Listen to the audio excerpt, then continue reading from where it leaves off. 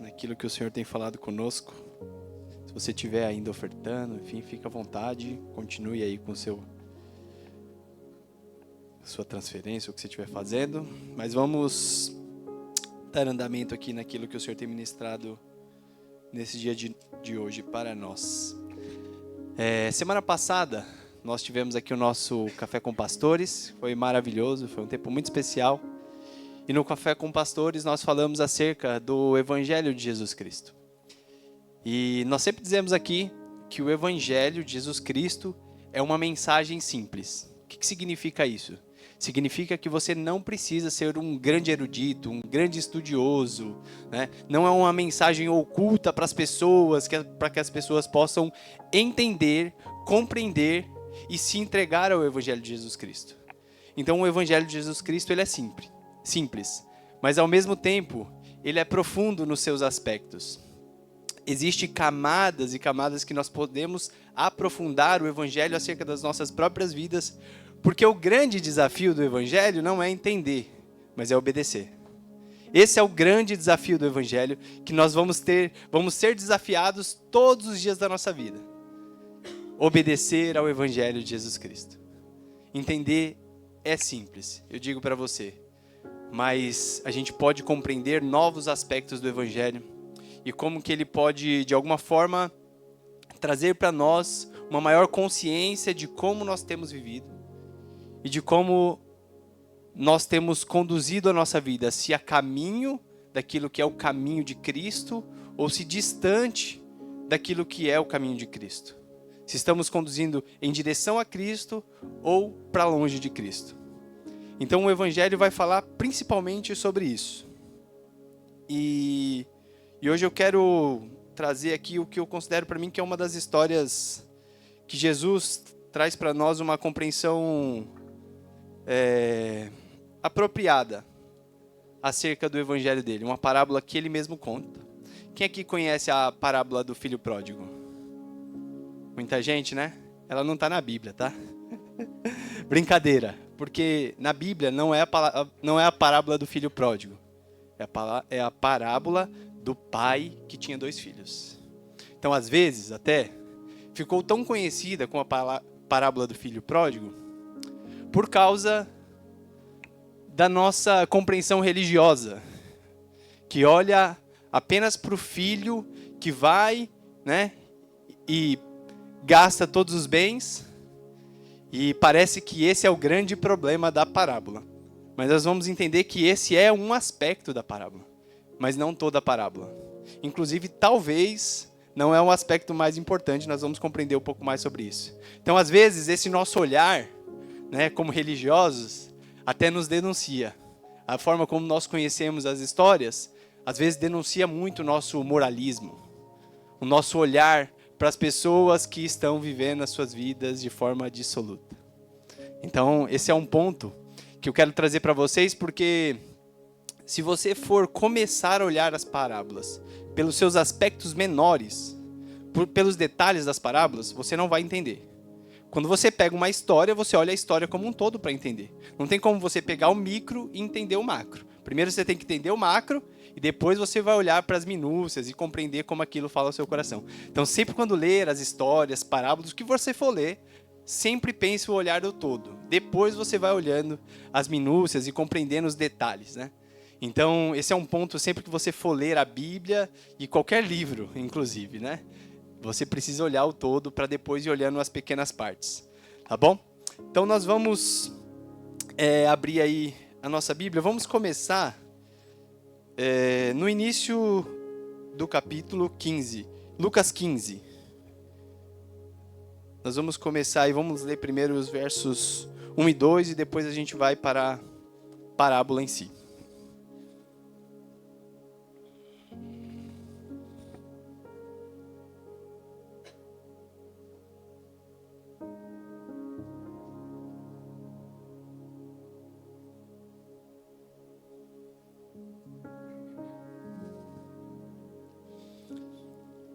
E diz assim a palavra do Senhor. Hoje a parábola tá me pegando aqui.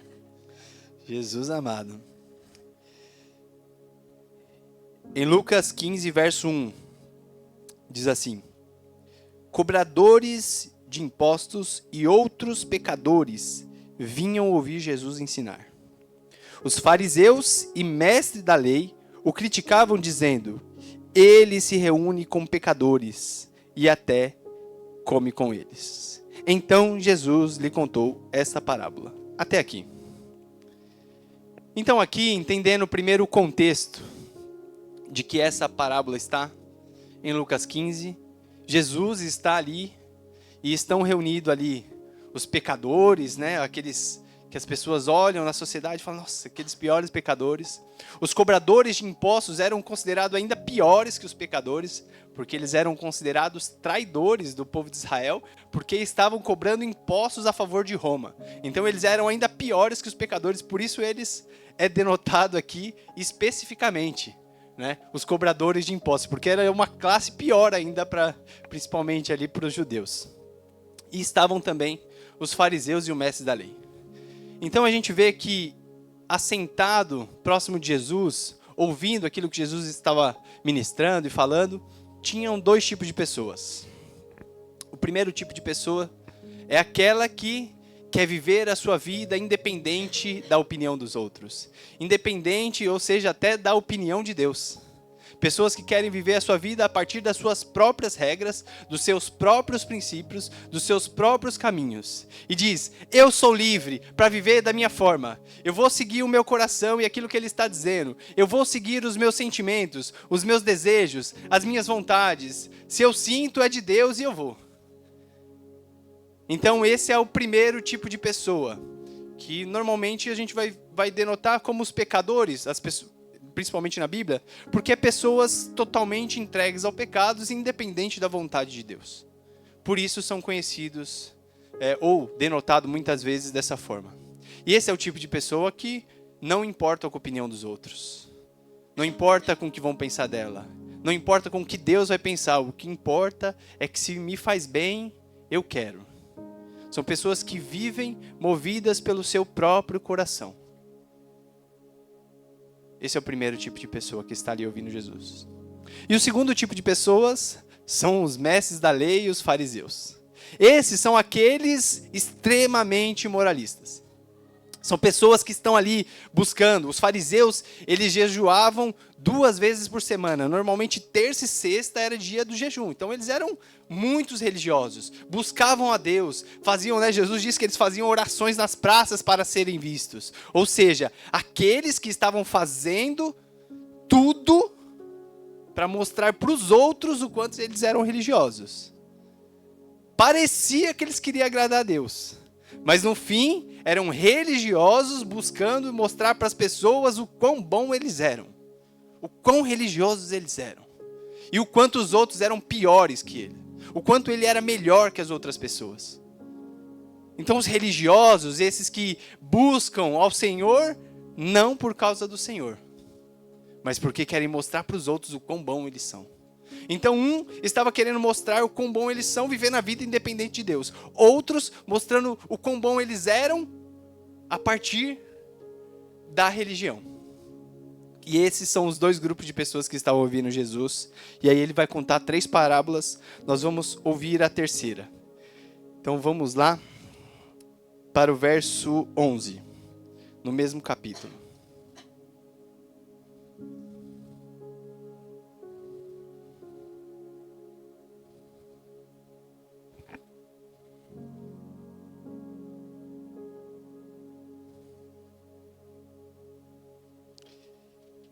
E diz assim a palavra do Senhor. Jesus continuou: um homem tinha 2 filhos. O filho mais jovem disse ao pai: quero a minha parte da herança. E o pai dividiu seus bens entre os filhos.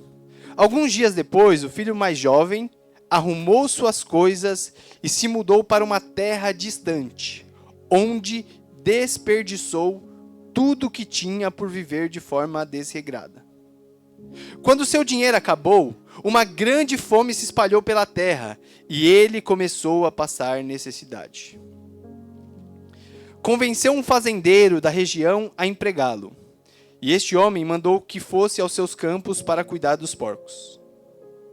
Embora quisesse saciar a fome com as vagens dadas aos porcos, ninguém lhe dava coisa alguma. Quando finalmente caiu em si, disse: até os empregados do meu pai têm comida de sobra, e eu estou aqui morrendo de fome. Vou retornar à casa do meu pai e dizer: Pai, pequei contra o céu e contra o Senhor, e não sou mais digno de ser chamado de seu filho. Por favor, trate-me como seu empregado. Então voltou à casa do pai. Quando ele ainda estava longe, seu pai o viu. Cheio de compaixão, correu para o filho, o abraçou e o beijou. O filho disse: Pai, pequei contra o céu e contra o Senhor, e não sou mais digno de ser chamado seu filho. O pai, no entanto, disse aos servos: Depressa, tragam a melhor roupa da casa e vistam nele. Coloquem-lhe um anel no dedo e sandália nos pés. Matem um novilho gordo. Faremos um banquete e celebraremos, pois este meu filho estava morto e voltou à vida, estava perdido e foi achado, e começaram a festejar. Enquanto isso, o filho mais velho trabalhava no campo. Na volta para casa, ouviu música e dança, e perguntou a um dos servos: o que está acontecendo? O servo respondeu: seu irmão voltou e seu pai matou o novilho gordo, pois ele voltou são e salvo. E o irmão mais velho se irou e não quis entrar.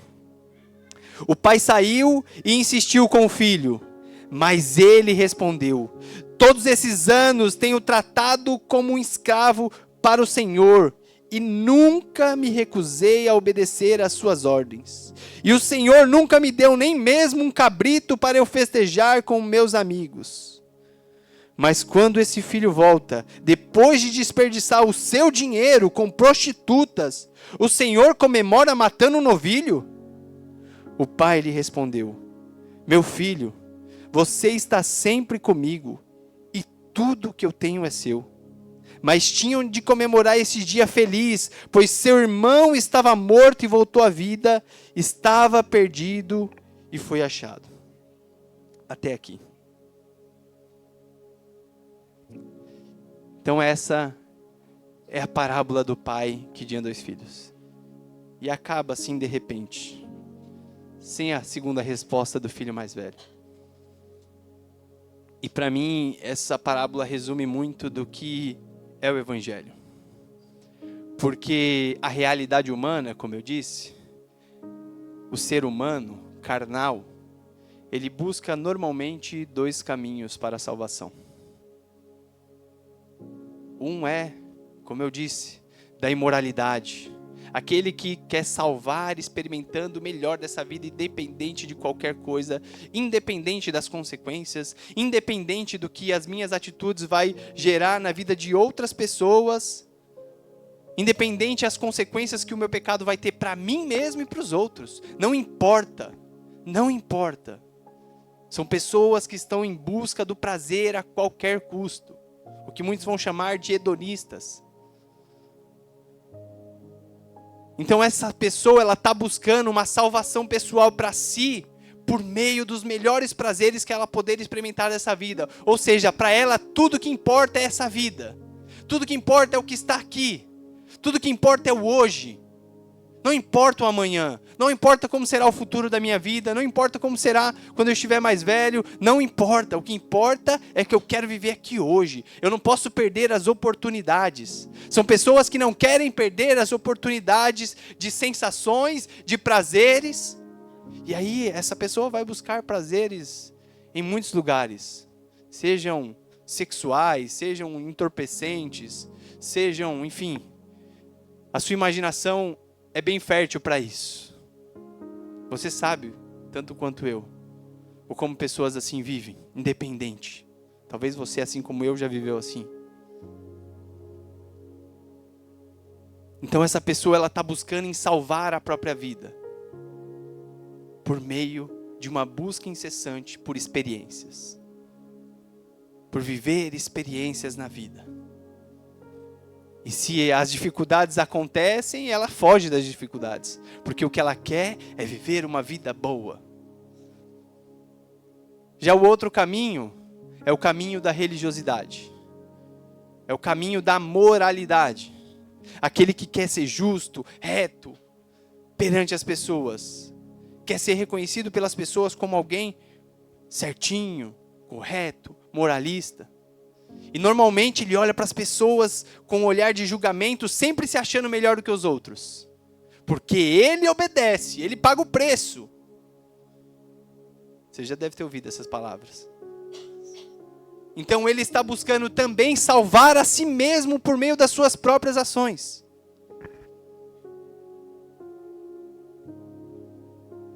E no fim, o evangelho é diferente de... Não é um meio termo deles, não é nenhum nem outro. O evangelho é um caminho totalmente novo. O evangelho é um caminho totalmente diferente da mentalidade humana, seja ela moralista ou libertina. O evangelho é um outro caminho, por isso é preciso receber uma nova vida. Por isso é preciso receber o Espírito. Porque sem Deus, sem o Espírito Santo de Deus, não temos como viver o caminho do evangelho.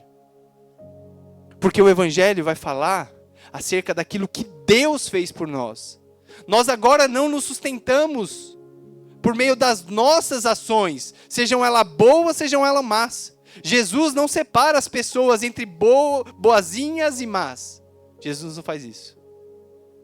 Porque existe uma realidade humana em que o pecado está muito mais penetrado em nós do que nós gostaríamos. E essa é a realidade que vai ser descrita desde Gênesis, nos primeiros capítulos da Bíblia, quando o homem decide viver da sua própria maneira e independente da vontade de Deus. Então o caminho do evangelho é totalmente outro. Por isso que ele é difícil não de entender, mas de viver. Porque ele é totalmente contrário à nossa mentalidade humana que quer se salvar. Seja por quais os caminhos forem. Nós queremos merecer as coisas, nós queremos ter méritos. E a graça não é diferença de esforço, mas graça é o contrário de mérito.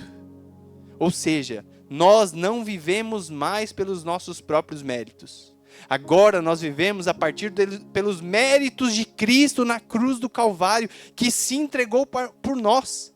E tudo que nós fazemos é a partir dessa realidade que Ele fez. Por meio da gratidão e da alegria por causa daquilo que Ele fez. Então se nós obedecemos a Deus, não é pelos nossos próprios méritos, o quão bom nós somos, o quão santo nós somos. Não, é por causa daquele que pagou o preço por nós. E nós vivemos a partir dessa nova identidade agora. Então nós precisamos compreender, para compreender o Evangelho, o que é pecado? Porque nas palavras de Jesus aqui, os 2 filhos estavam vivendo em pecado. Mas o outro nunca transgrediu a lei, sempre obedecia o pai, todo certinho, e esse também estava vivendo em pecado. Então significa que pecado não é apenas a transgressão da lei. Pecado tem a ver não apenas, como a palavra vai dizer, errar o alvo. Não apenas isso, é também isso. Mas pecado tem a ver com viver uma vida independente da vontade de Deus. E mais do que isso, pecado é a condição humana de todo aquele que não se rendeu ao senhorio de Jesus Cristo. Ou seja, se você ainda não se rendeu ao senhorio de Jesus Cristo, você pode ser a melhor pessoa do mundo, você pode ser mais legal do mundo, mas você está vivendo completamente em pecado. Porque todas as suas boas ações serão a partir de um coração que está entregue ao pecado. Porque Jesus não é Senhor da sua vida. E se Jesus não é o Senhor, você é. Se Jesus não é o Senhor, o seu próprio coração é Senhor. O que importa é o que o seu coração sente. O que importa é as suas próprias decisões. Você não está olhando a partir de algo externo a você. É você que decide quais são as suas próprias regras. E pessoas assim até lê a Bíblia muitas vezes. Só que ela que decide qual parte da Bíblia que ela quer obedecer. Ela que decide qual parte da Bíblia faz sentido para ela. Não, isso aqui não faz sentido, isso aqui não faz sentido. Não, isso aqui faz sentido. A pessoa começa a escolher o que ela quer obedecer. Por isso que eu disse inicialmente, a grande dificuldade do Evangelho não é entender, é obedecer. Então, pecado tem a ver com a nossa natureza sem Cristo. Por isso que nós dizemos, e Paulo dizia, eu sou o pior dos pecadores. As pessoas dizem isso, eu sou pecador, por causa dessa natureza.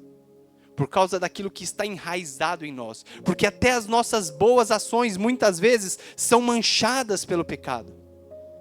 E se nós não entendermos isso, nós vamos entender que as nossas boas ações deve gerar para nós méritos na vida. Porque eu estou fazendo bom, então eu vou receber bom. É assim, a lei da semeadura. E ela existe. Mas o Evangelho vai além da lei da semeadura. O Evangelho é um caminho em que nós nos entregamos totalmente a Deus para que Ele nos conduza na vontade dEle, independente de qualquer coisa. E então, com um coração agora rendido a Cristo, nós não somos mais pecadores. Agora nós somos filhos de Deus, aqueles que se renderam ao amor e à graça de Deus. Por isso que o pastor Dani disse aqui, nós não somos pecadores, nós somos filhos de Deus. Sim, se você se entregou totalmente para Cristo. Porque se você não se render totalmente, por completo, como o pastor Vitor leu aqui do jovem rico, que fazia todas as coisas certas, eu cumpro a lei e faço tudo desde a minha juventude. Desde a minha juventude. Se você ainda não se entregou de caminhar como um discípulo de Jesus Cristo, você ainda não é um filho de Deus. Você está caminhando pelos seus próprios caminhos, você está andando nos seus próprios méritos. Então precisa se entregar por completo. Por isso que esse filho, o pai diz, meu filho, tudo que eu tenho é seu. Mas ele olhava e via, eu trabalho para você como um escravo. Olha só, ele estava com o pai o tempo todo. Mas ele mesmo se via como um escravo. Sabe por quê? Porque os dois filhos, mesmo que parecem tão diferentes, são muito parecidos. Os dois estavam interessados naquilo que o pai poderia dar a ele. Não naquilo que eles já eram, por ser filho de quem eles eram. A questão deles era os recursos do pai. O que o pai poderia proporcionar para eles, financeiramente, profissionalmente. Não era estar com o pai. Não era se deleitar no pai. Não era desfrutar da presença do pai. E muitas vezes nós viemos na igreja, buscamos, oramos, jejuamos e fazemos um monte de coisas, porque nós queremos merecer. Nós queremos merecer e Deus é obrigado a nos dar, porque se eu estou fazendo tudo certo, Deus tem que me dar, Ele é obrigado. Deus, o que o Senhor fez? Pois é, meu filho, a minha vontade para você era outra. Pense em Jó. Pense em Jó. Por isso que tantos amigos de Jó estavam falando, Jó, não é possível, você pecou, você fez alguma coisa errada. Não é possível. Não tem como. Mas às vezes, queridos, a vontade de Deus para nós é além daquilo que podemos imaginar. É além daquilo que podemos pensar. Ah, mas um bom pai não deixa um filho sofrer. Depende. Às vezes é melhor sofrer nessa vida e viver a vida eterna do que viver as melhores coisas dessa vida e ser condenado eternamente. Depende para você o que significa ser um bom pai. Se um bom pai é aquele que deixa o filho fazer tudo o que ele quer, ou se um bom pai é aquilo que faz o que é melhor para o filho. E talvez a nossa visão, a partir da nossa realidade, a partir daquilo que nós enxergamos, nós só enxergamos o agora. Nós não enxergamos lá na frente, essa é a nossa realidade. Nós estamos dentro do tempo, mas o Senhor não. O Senhor está fora do tempo, Ele está na eternidade e Ele sabe o que é melhor para nós. Então só existe um caminho, se sujeitar à vontade do Pai e se alegrar nela. Se sujeitar à vontade do Pai e se alegrar nela. E esse é o caminho do Evangelho. É o caminho de viver, sim, em obediência ao Senhor. É um caminho de se submeter à vontade de Deus. E ao me submeter à vontade de Deus, isso não me torna melhor do que os outros. Pelo contrário, isso me torna responsável pelos outros. Porque eles precisam conhecer essa graça, eles precisam conhecer esse amor, eles precisam entender que eles não vão viver mais pelos seus próprios méritos, mas vão viver a partir dos méritos de Cristo na cruz. Não é sobre mais as minhas performances, não é sobre quanto coisa eu posso fazer, não é sobre quanto eu posso realizar. Agora eu vivo a partir do que Cristo já fez, e por isso que o fardo dele é leve, e o jugo dele é suave. Porque eu não vivo mais a partir dos meus próprios conceitos. Eu não vivo mais a partir das minhas próprias capacidades. Eu vivo de forma leve porque eu vivo a partir daquilo que Cristo fez por mim. E agora eu só preciso ouvir a voz dele e obedecer. Eu só preciso andar na vontade dele. E aquilo que eu faço de bom não é mais para que eu possa ser reconhecido como bom, mas é para alegrar o Pai que me gerou como um filho. Então, o Evangelho é um caminho totalmente diferente de moralismo ou de perdição. É um caminho totalmente diferente. Totalmente diferente.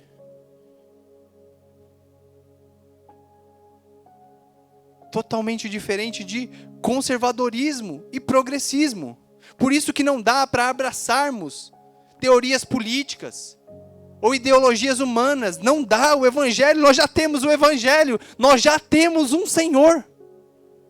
Nós já temos orientações para viver uma vida que glorifique a Deus.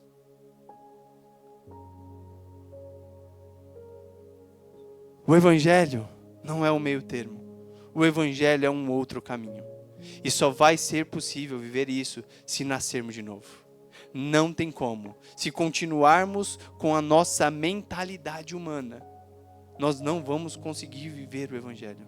Por isso Paulo diz que agora vocês são um sacrifício vivo, santo e agradável a Deus. Renove o vosso entendimento.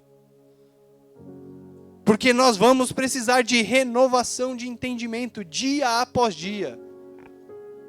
E principalmente nós, que estamos buscando viver a partir do Evangelho. Porque para sair do Evangelho e ir para a religião, é muito fácil. É muito fácil. Para você começar a se achar melhor que as outras pessoas, uma linha muito fina. Muito fina. Nós que estamos já caminhando algum tempo com o Senhor, nós seremos tentados a ser como o irmão mais velho, dia após dia. Essa vai ser, para a maioria de nós, a tentação. Se você já conseguiu vencer a luta com os pecados, aquilo que é aparente, e vai existir uma luta dentro de você todos os dias. Todos os dias nós vamos ter que nos revestir das armaduras de Deus para lutar contra o pecado que está dentro de nós. Às vezes a gente olha, sim, Satanás é um inimigo, Satanás está tentando, mas a Bíblia vai dizer que ninguém é tentado a não ser na sua própria cobiça. Ou seja, ele sabe qual é a nossa cobiça, ele conhece o nosso coração, então ele vai nos tentar exatamente no que está no nosso coração. Por isso que nós precisamos nos revestir do Espírito diariamente. Andar no Espírito, caminhar no Espírito, viver a partir do Espírito. Para que nós possamos viver uma vida que agrade e glorifique a Deus. Porque essa é a nossa busca agora.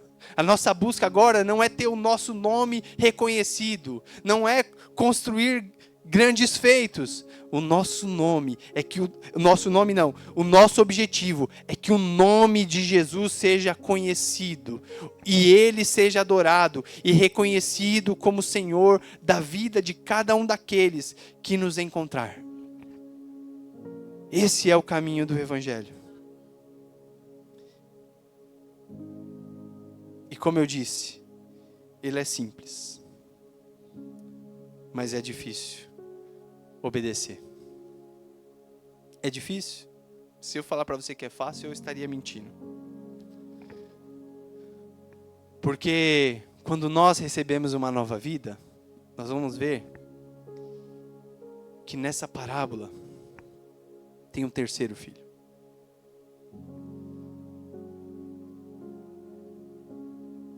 Talvez seja a mesma pessoa, mas aquele que se arrepende e entra na presença do Pai. A gente vê que a parábola termina e o filho mais velho não se arrepende. Ele fica fora. Pensa você fez tudo certo a vida toda. E do melhor banquete que o pai deu, você ficou fora. Por causa da sua religiosidade. Você ficou fora do grande banquete. É isso que Jesus está falando. Você viveu uma vida certinha. Mestres da lei e fariseus, vocês estão buscando fazer tudo certo. Mas do grande banquete vocês vão ficar fora. E aquele filho que viveu totalmente perdido, se arrependeu e voltou ao Pai.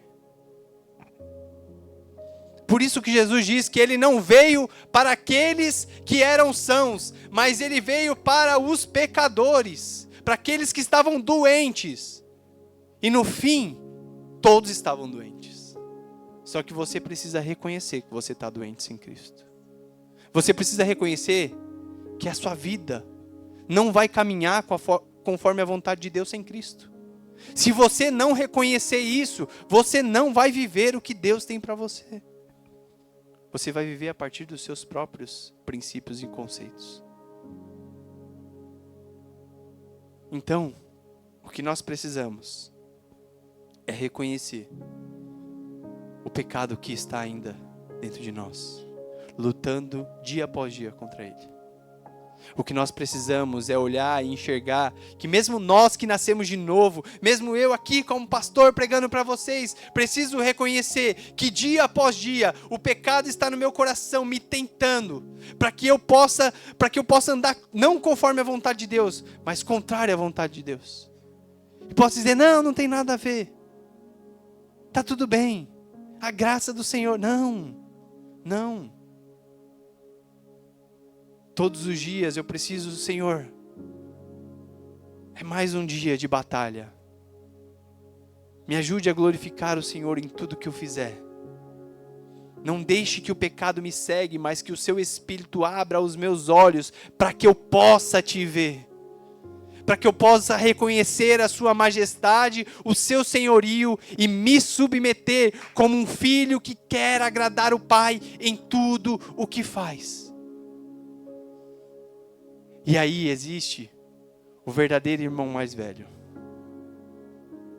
Aquele que estava em sua glória, em sua majestade, aquele que vivia no céu, rodeado de anjos, o adorando, cheio de toda adoração. Se alguém quer ser adorado, Jesus era adorado por todo o céu. E ele diz, eu vou atrás daqueles que estavam perdidos. Eu vou dar a vida por eles, para que eles possam ter uma nova vida e ser restituídos à presença de Deus novamente, para que eles possam então agora viver como filhos de Deus. Eu vou pagar o preço, porque o pecado sempre tem preço a ser pago, e no caso do nosso, foi pago pelo sangue de Jesus Cristo. Ele se apartou do Pai. Ele abriu mão de toda a glória que ele tinha. Ele abriu mão de toda a majestade que ele tinha diante do Pai, para se fazer como um de nós. Para mostrar para nós como um verdadeiro filho de Deus vive a vida em meio a uma geração perversa e corrupta. Ele não se corrompeu, mesmo diante da perversidade. Ele não se corrompeu, mesmo diante da religiosidade. Porque ele veio para nós apresentarmos o Pai. Por isso, quem vê o Filho, vê o Pai. Quem quer conhecer a Deus, olhe para Jesus Cristo. Conheça Jesus Cristo. Busque ser como Ele. E aí ele diz para nós, se você se identifica como discípulo de Jesus Cristo, Ele diz para nós como discípulos, agora vão e façam o mesmo. Dê a vida pelos seus irmãos.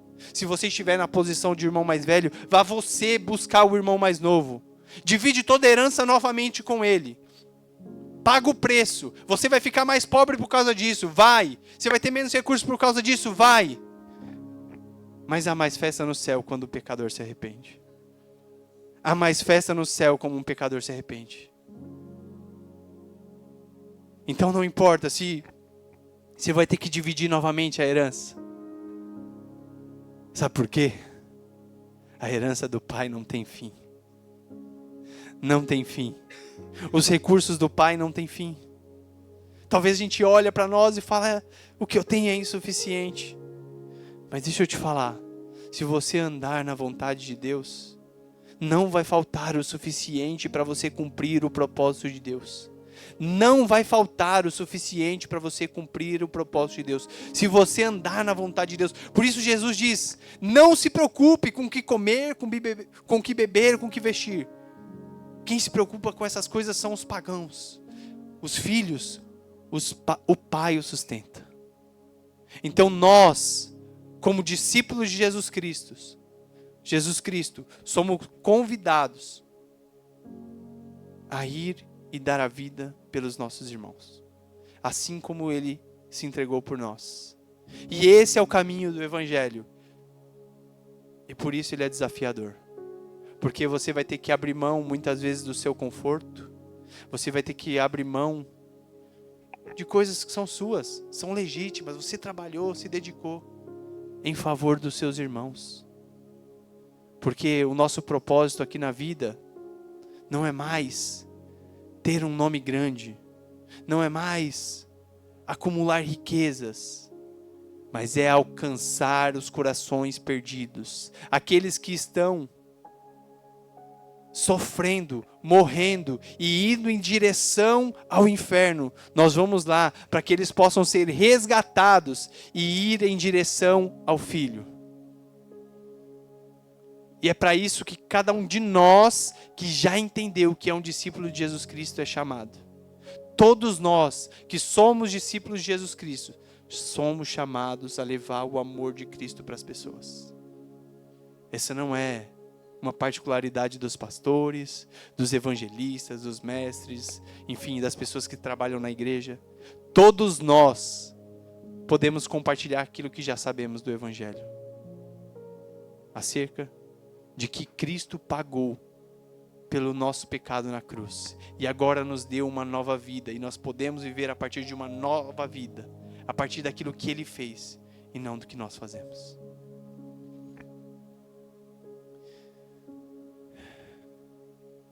Então, nós vamos agora para o nosso momento de ceia. E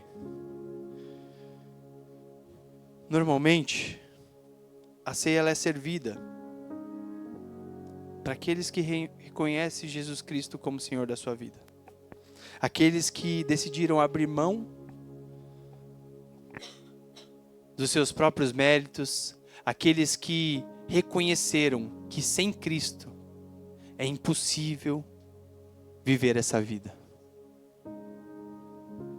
Então, se você não fez isso ainda, a partir dessa mensagem, a partir de tudo que nós vivemos aqui, agora é o momento.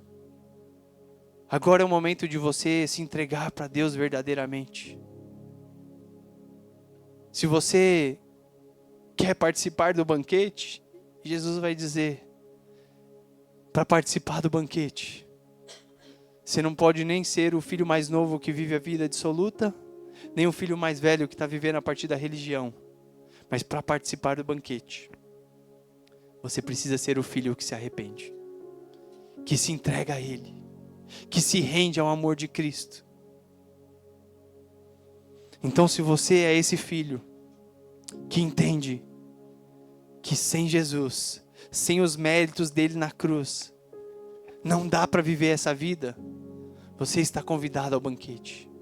Mas se você ainda quer viver a vida do seu jeito, se você sabe o que é melhor para você, então não participe. Não participe. Porque a Bíblia vai dizer que aquele que come e bebe do sangue indignamente, come e bebe para a própria condenação, Isso não quer dizer que aquele que come e bebe e ainda comete pecados, come e bebe para a própria condenação. Quer dizer o seguinte: se você ainda quer viver a partir dos seus próprios méritos, é melhor não participar. Mas se você ainda cometendo pecados, quer se render a Ele e falar assim: Senhor, eu não quero viver a partir dos meus próprios conceitos, eu quero viver a partir da sua vontade. Me ajude, Espírito Santo, me conduza. E ainda que você continue lutando contra o pecado, porque todos nós que estamos aqui continuamos. Não tem ninguém que está aqui dentro dessa igreja que possa falar assim: eu estou livre do pecado. Não tem ninguém. Todos nós estamos lutando constantemente com orgulho, com egoísmo, com aquilo que está dentro do nosso coração. Então, se você quer viver a partir da vida de Cristo, a partir desse novo caminho do Evangelho, você está convidado a participar dessa ceia. E se você não reconheceu ainda publicamente que Jesus é o Senhor da sua vida, hoje é o dia. Então, antes de nós servirmos a ceia, se tiver alguém aqui que ainda não reconheceu Jesus como Senhor da sua vida, se coloque de pé. Se você ainda não se entregou a Jesus e quer fazer isso, esse é o momento de você fazer isso e participar desse banquete conosco.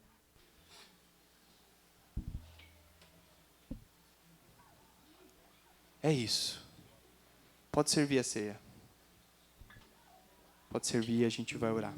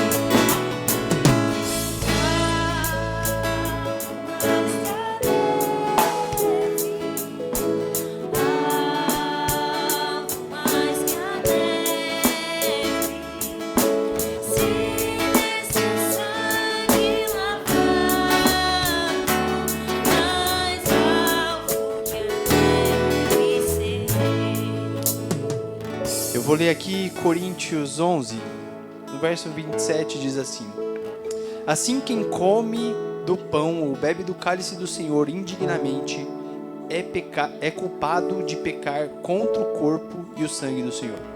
Portanto, examinem-se antes de comer o pão e beber do cálice. Pois se comem ou bebem do cálice sem honrar o corpo de Cristo, comem e bebem julgamento contra si mesmo. Por isso, muitos de vocês estão fracos e doentes, e alguns até adormeceram. Se examinássemos a nós mesmos, não seríamos julgados dessa maneira. Mas quando somos julgados pelo Senhor, estamos sendo disciplinados para que não sejamos condenados com o mundo. Portanto, meus irmãos, quando se reunirem para comer, esperem uns aos outros. Se estiverem com fome, comem em casa, a fim de que não tragam julgamento sobre si mesmo ao se reunirem. Então aqui Paulo está dizendo: examine a si mesmo, para que você não seja julgado por outros, para que ninguém tenha o que te condenar. E coma. Então, não é para você examinar a si mesmo, você olhar para dentro de você e falar assim: eu mereço comer a ceia do Senhor. Porque se você olhar com esse olhar, certamente você não deveria estar comendo. Mas é para você olhar e falar assim: Senhor, eu não mereço. Me perdoa pelos meus pecados. Eu me arrependo deles. E reconheço o Senhor como meu Senhor. E então coma. Porque se alguém acha que tem mérito para poder participar da ceia do Senhor, você está perdido. Mas mesmo sem merecermos, Ele nos convidou ao banquete do Pai.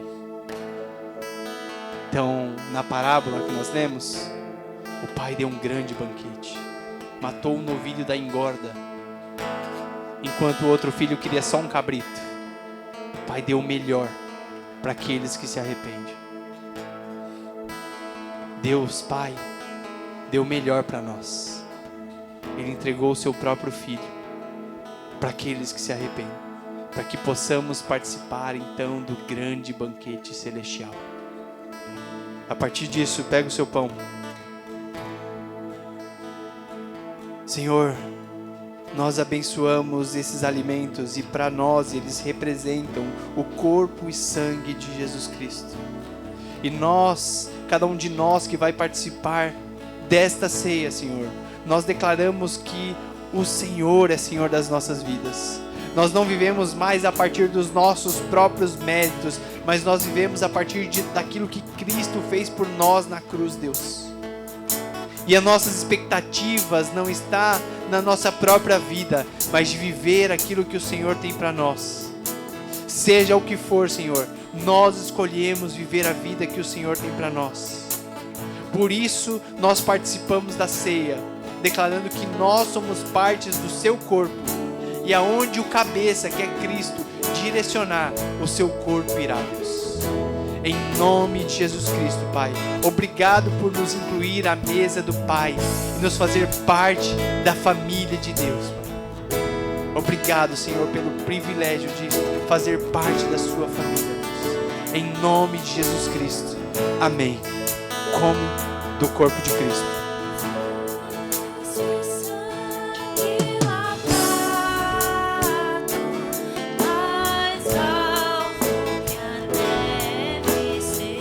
Da mesma forma, depois da ceia, tomou o cálice e disse: Este cálice é a nova aliança confirmada com o meu sangue. Façam isso em memória de mim sempre que o beberem, porque cada vez que vocês comem desse pão e bebem desse cálice, anunciam a morte do Senhor até que Ele venha. Beba do sangue de Jesus.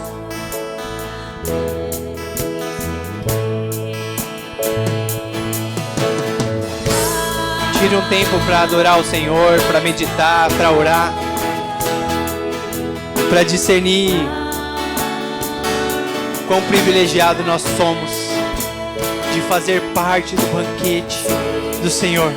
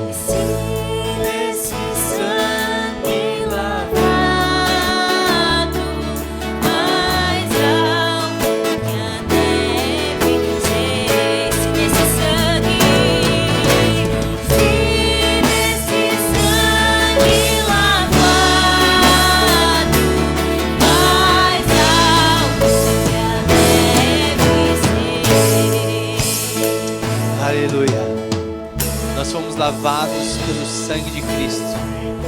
Agora não vivemos mais a partir do pecado, mas vivemos a partir do sacrifício dele na cruz. Agora não somos mais conhecidos como pecadores, mas como filhos amados de Deus. Fazemos parte da família de Deus e temos uma nova vida para viver, a partir de um novo entendimento, de uma nova realidade, de uma nova mentalidade. Vamos orar. Senhor, nós te agradecemos, Deus. Jesus, nós te agradecemos, Deus, porque nós não merecíamos, mas ainda assim o Senhor decidiu se entregar por nós. Ainda assim o Senhor decidiu morrer por nós. Ainda assim o Senhor decidiu se tornar homem por nós, viver por nós, para que nós possamos viver uma verdadeira vida.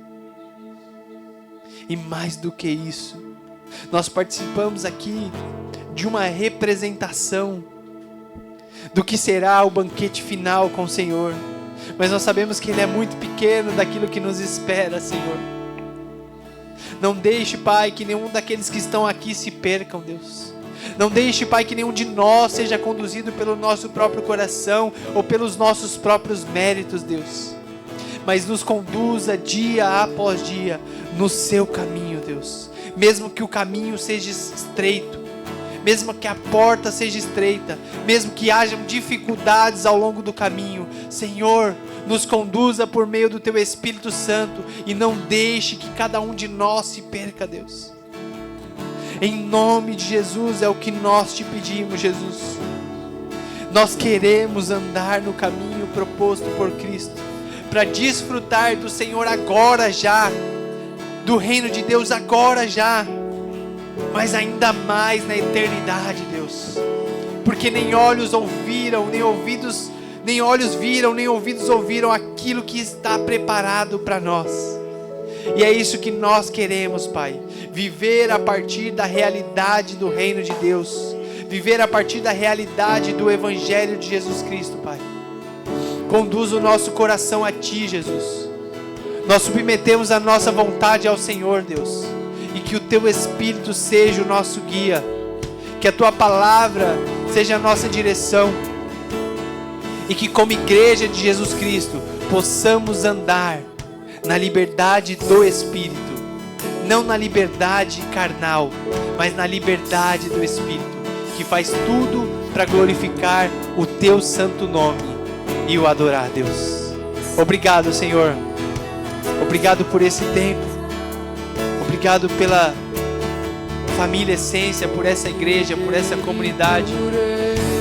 Que o Senhor nos continue, Senhor, nos conduzindo a Te ouvir e a Te obedecer, Deus.